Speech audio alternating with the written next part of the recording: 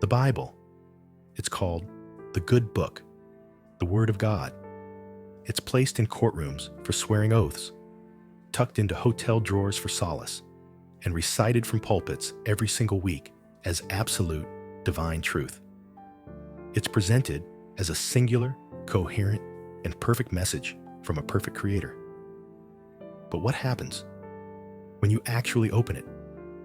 Not to find comfort, not to find a pre-selected verse for the day, but to read it, to truly examine it cover to cover with a critical eye? Something strange happens. The facade of perfection begins to crack.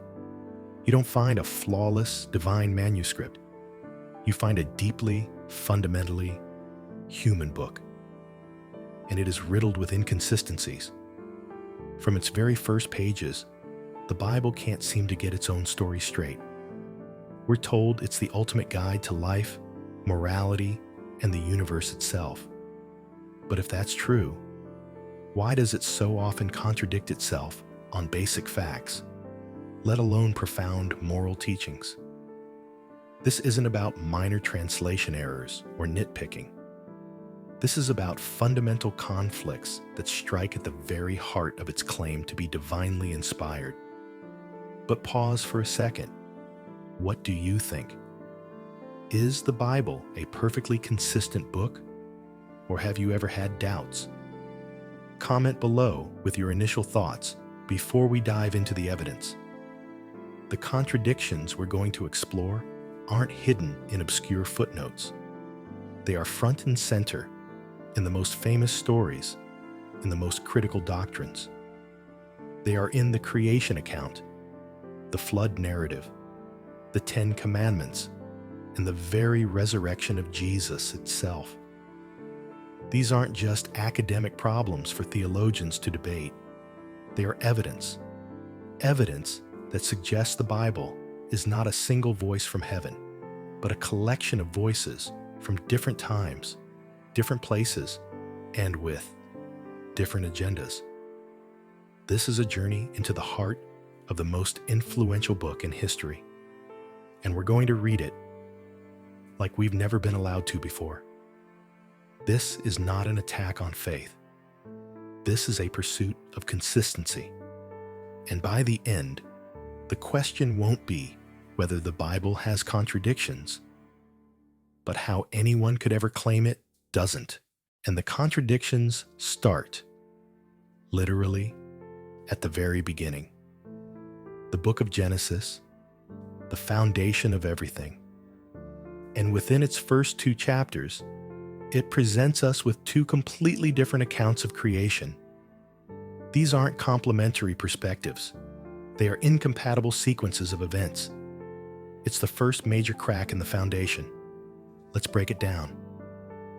In Genesis chapter 1, we get the famous poetic 7-day creation. The order is very specific, very logical. Day 3, God creates all the plants and vegetation. Day 5, he creates the birds and the sea creatures.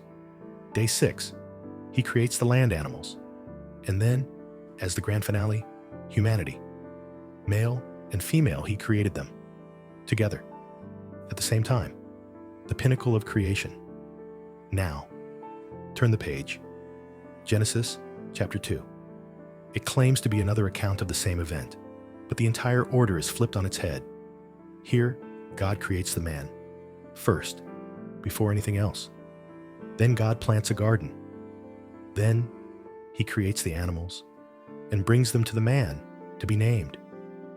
And only after all of that, seeing that the man is lonely, does God create the woman from his rib. Do you see the problem? It's not a minor detail. It's the entire narrative sequence. In the first story, plants come before humans. In the second, a human comes before plants. In the first, animals are created before humans. In the second, they are created after the man, specifically for his benefit. In the first, man and woman are created simultaneously. In the second, the man is created first, and the woman is a secondary, almost afterthought. creation. These are not two ways of telling the same story. They are two different stories, period.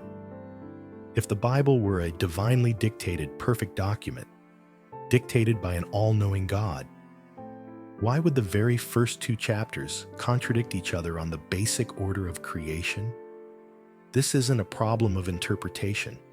It's a problem of fact, and it's on page 1. If the foundation is this shaky, what does that say about the rest of the house? From the garden, we move to the flood. The story of Noah's Ark is one of the most famous in the world, a massive boat built to save a pair of every animal from a global deluge. It's a story told to children. But the Bible can't seem to agree on the most basic logistical detail of that story. How many animals actually got on the boat? In Genesis chapter 6, verse 19, the instruction is crystal clear. God tells Noah, "You are to bring into the ark 2 of all living creatures, male and female, to keep them alive with you. 2 of every kind, 1 pair." The math is simple. But then, just a few verses later, in Genesis chapter 7, the story changes dramatically. Verse 2, "Take with you 7 pairs of every kind of clean animal, a male and its mate, and 1 pair of every kind of unclean animal." 7 pairs? That's 14 of every clean animal. This isn't a minor oversight. This is a massive, glaring discrepancy that changes everything about the story. The size of the ark needed, the amount of food required, the care involved, it's a completely different narrative. Think about it. If someone today told you an incredible story, but couldn't decide if the main character brought 2 of something or 14 of something, you would immediately question their entire account. You'd doubt their credibility. So why do we give this ancient text a pass on a contradiction this fundamental? This isn't a spiritual metaphor. It's a mathematical error, embedded side by side in the same story. And it asks a very simple question.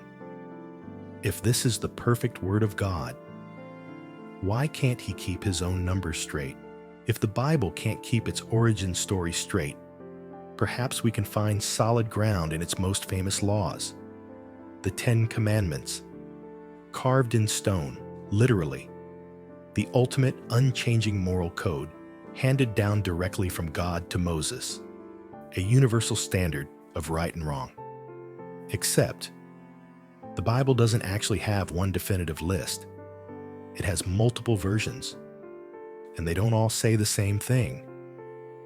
Most people are familiar with the list in Exodus 20. It's the classic: no other gods, no idols, don't take the Lord's name in vain, remember the Sabbath, honor your parents, don't murder, don't commit adultery, don't steal, don't bear false witness, don't covet. Then, in Deuteronomy 5, Moses is retelling the story, and he gives another version. The commandments are mostly the same, but the reasoning behind them changes. For example, the reason for keeping the Sabbath is different. In Exodus, it's to commemorate God resting on the 7th day of creation. But in Deuteronomy, it's to commemorate the liberation from slavery in Egypt. So which is the divine, unchanging reason? But it gets stranger, much stranger. In Exodus 34, after the first tablets are broken, God tells Moses to carve 2 new ones. And verse 28 says, specifically, Moses wrote on the tablets the words of the covenant, the 10 Commandments. But read the list. This so-called 10 Commandments is completely different. It includes things like, do not cook a young goat in its mother's milk. It focuses heavily on ritual and festival laws, not the ethical rules we all know. The thou shalt not murder version is nowhere to be found. So, which one is it? Which list is the real, divine, unchanging moral law, the one in Exodus 20, the slightly altered one in Deuteronomy 5, or the bizarre list about boiling goats in Exodus 34, which the text itself explicitly calls the Ten Commandments? The Bible can't even give us a consistent set of its most important rules. The foundation of biblical morality isn't carved in stone. It's written in shifting sand. If the contradictions in the Old Testament can be dismissed as ancient history by some, the New Testament is supposed to be different, clearer, divine, and at its absolute core is the resurrection of Jesus. Without it, as Paul says, the Christian faith is useless. This is the single most important event in all of Christianity. So you would expect the accounts to be crystal clear, unified, and consistent, but they are anything but. We have 4 different Gospels and 4 wildly different stories about that first Easter morning. Let's look at who was at the tomb. In Matthew, there is one angel who rolls back the stone and sits on it. In Mark, the women arrive to find the stone already rolled away, and inside they meet a young man sitting there. In Luke, they go in and find 2 men in shining clothes standing beside them. In John, Mary Magdalene finds the stone gone and sees no one at first. She runs to get Peter, and when she returns, she sees 2 angels inside the tomb. What did they see and hear? In Matthew, the angel tells the women to go tell the disciples Jesus is risen and that he will meet them in Galilee. In Mark, the young man tells them to go tell the disciples and Peter that Jesus is going ahead of them to Galilee. In Luke, the 2 men remind the women of Jesus' prophecies, but there's no instruction to go to Galilee. In John, the angels ask Mary why she's crying, and then Jesus appears to her alone. And when do they see Jesus? In Matthew, Jesus appears to the women as they are running to tell the disciples. In Mark, the earliest manuscripts end with the women running away and telling no one out of fear. No Jesus appearance. In Luke, Jesus does not appear to the women at the tomb. He appears later to 2 disciples on the road to Emmaus. In John, he appears only to Mary Magdalene at the tomb. These aren't minor details you can stitch together into one story. These are 4 conflicting, irreconcilable narratives. The number of heavenly visitors, their message, the very first appearance of the resurrected Jesus, the Gospels cannot agree. If this is the literal, historical, divine truth of the most important moment in human history, why does it read like a game of telephone?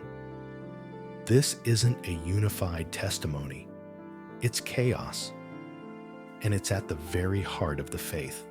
To prove Jesus was the Messiah, the Gospels needed to show he descended from King David. So both Matthew and Luke include a genealogy, a family tree tracing Joseph's line back to David. It should be a straightforward piece of historical record. But of course it's not. The 2 lists are completely different, and they can't both be right. Matthew's genealogy, in chapter 1, goes from David through his son Solomon, down through the kings of Judah. It lists 28 generations between David and Jesus. Luke's genealogy, in chapter 3, goes from David through a different son, Nathan, not Solomon, and follows a completely different line of unknown names. Luke lists 43 generations between David and Jesus. The lists share almost no names in common after David. These aren't slight variations. They are 2 entirely different family histories. They are mutually exclusive. Joseph cannot have had 2 different fathers, 2 different grandfathers, and 2 completely different ancestral lines. And this opens up another even more fundamental problem. Why does any of this matter? Both Gospels insist Jesus was born of a virgin. The doctrine is that Joseph was not his biological father. So why does his genealogy, a record of his biological descent, matter at all? If Jesus had no biological father, then Joseph's bloodline is utterly irrelevant to Jesus' claim to the throne of David. So we're left with a double contradiction. First, the two genealogies directly conflict with each other on the facts. And second, the very existence of these lists contradicts the core theological claim they are trying to support. It's a mess of historical error and logical incoherence right at the start of the New Testament. Beyond the contradictions in stories and lists, we find the most profound conflicts of all, contradictions in core ideas. And nothing is more central to Christianity than the question of salvation. How is a person saved? How are they made right with God? Is it through what they believe or through what they do? The Bible gives two completely opposite answers. On one hand, you have the Apostle Paul in his letter to the Romans, chapter 3, verse 28. This is the cornerstone of Protestant belief. He writes, and I quote, "For we maintain that a person is justified by faith apart from the works of the law." Faith, not works. Belief alone is enough. This is the source of the doctrine of faith alone. But then, you have the book of James. James, chapter 2, verse 24, states the exact opposite. It says, and I quote, "You see that a person is considered righteous by what they do, and not by faith alone." Not by faith alone. It directly, explicitly contradicts Paul. James even uses the same phrase, faith alone, only to condemn it. He argues that faith without action is dead, useless. It's not enough. These aren't two sides of the same coin. They are two different coins. One says, the only thing that matters is what you believe in your heart. The other says that what you believe is meaningless unless it is proven by your actions. This is the fundamental, unresolved schism at the heart of Christian theology. It's the reason for centuries of debate and the splitting of countless denominations. If the Bible is a unified divine message on how to achieve salvation, why does it present two mutually exclusive paths? You can't have it both ways. It's either faith or it's works. The Bible claims it's both, and that is a contradiction that no amount of theological gymnastics can resolve. Perhaps the most jarring contradiction of all isn't in a story or a list, but in the very character of God himself. Who is God? What is his nature? The Bible gives two answers that are so radically different, they describe what seem to be two entirely different beings. In the Old Testament, we meet a God of vengeance, jealousy, and terrifying violence. This is a deity who commands the slaughter of entire cities, men, women, children, and infants. In Exodus, he declares he will punish children for the sins of their fathers to the third and fourth generation. This is a tribal warlord, a divine king who demands absolute obedience and metes out horrifying punishment for disobedience. This God drowns the world, rains fire on cities, and sends she-bears to maul children for mocking a prophet. Then, we turn the page to the New Testament, specifically to the first letter of John, chapter 4, verse 8. It makes a simple, profound declaration: God is love. Not God is loving, or God sometimes shows love. It says God is love. This is a cosmic source of compassion, mercy, and forgiveness. This God turns the other cheek, blesses the peacemakers, and offers grace to sinners. This God sacrifices himself for humanity. These are not different aspects of a complex personality. These are fundamentally opposing natures. One is a portrait of a vengeful, capricious despot. The other, of unconditional, benevolent love. You cannot reconcile a God who commands genocide with a God who is the very essence of love. The moral chasm is too vast. This isn't a contradiction of fact, but of essence. And it points to the most logical conclusion, that the Bible does not reveal a single, unchanging deity. Instead, it charts the evolution of human ideas about God, from a primitive, tribal concept of a wrathful protector to a more philosophical, universal concept of love. The character didn't change. Our understanding did. And the Bible preserves both, locked in an eternal, irreconcilable conflict. We've seen contradictions in stories, in laws, and in the nature of God. But now we arrive at the most damaging contradictions of all, those in morality itself. The Bible is often held up as the ultimate moral guide. But when you read it, you don't find a progressive, evolving morality. You find a moral collapse. You find a text that sanctifies some of humanity's greatest evils. In Exodus 21, Leviticus 25, and Ephesians 6, the Bible doesn't just condone slavery, it regulates it. It gives instructions on how to acquire slaves, how hard you can beat them, and how to will them to your children as property. There is no grand commandment that says, "Thou shalt not own a person." In fact, it explicitly endorses it. This is not a metaphor. These were legal codes that were used to justify centuries of brutal human bondage. The same book contains commands for genocide. In 1 Samuel 15, God commands Saul to attack the Amalekites and to totally destroy them, to put to death every man, woman, child, and infant. This is presented as a divine order.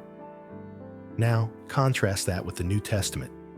In Galatians 3:28, Paul says, "There is neither Jew nor Gentile, neither slave nor free, nor is there male and female, for you are all one in Christ Jesus." It's a beautiful sentiment of equality. But which is it? Is slavery a morally acceptable institution, as the Old Testament and parts of the New imply? Or are all people fundamentally equal and free, as Paul suggests elsewhere? You cannot have both. A perfect moral guide would not need to evolve on something as basic as the evil of owning another human being. This isn't a matter of cultural context. This is a matter of fundamental right and wrong. The Bible contains both, often within the same chapter. It commands love thy neighbor, but also commands the extermination of neighboring tribes. It is a text that has been used to justify the Crusades, the Inquisition, and slavery, while simultaneously inspiring abolitionists and civil rights leaders. The same book, the same verses, used for opposite ends. If the Bible is a consistent divine moral message, why does it disagree with itself on the most basic questions of human dignity? The only consistent thread is the humanity of its authors, projecting their own time-bound, flawed morals onto the page and calling it divine. This isn't a guide, it's a Rorschach test, and the ink is stained with blood. So, what are we left with? A book that can't agree on how the world began. A book that can't keep its numbers straight on a boat. A book that can't settle on a single set of its most important rules. A book that presents 4 conflicting accounts of its central event and offers 2 opposing paths to salvation. A book that portrays God as both a genocidal warlord and the pure embodiment of love. These aren't just mistakes. They are clues. They are the fingerprints of its authors. The contradictions are the evidence that the Bible is not a singular divine monologue. It is a human document, a collection of writings assembled over centuries by different people, from different cultures, with different agendas.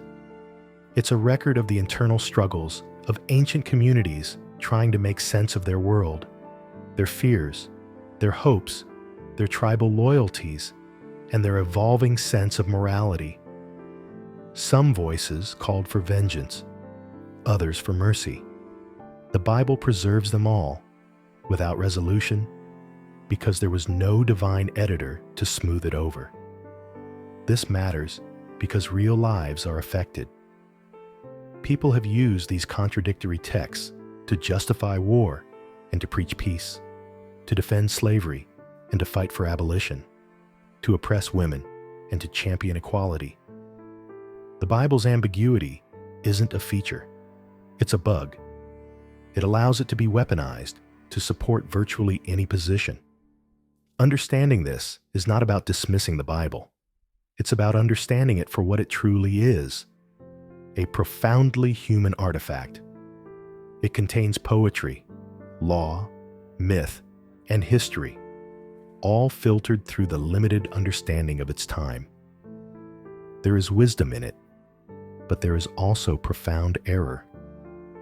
There is beauty, but there is also brutality. To see it clearly is to be free to learn from its wisdom without being enslaved by its errors. It is to read it critically, thoughtfully, and honestly, not as a perfect rulebook, but as a complex, contradictory, and entirely human conversation about the biggest questions we face. This isn't about anger, it's about truth.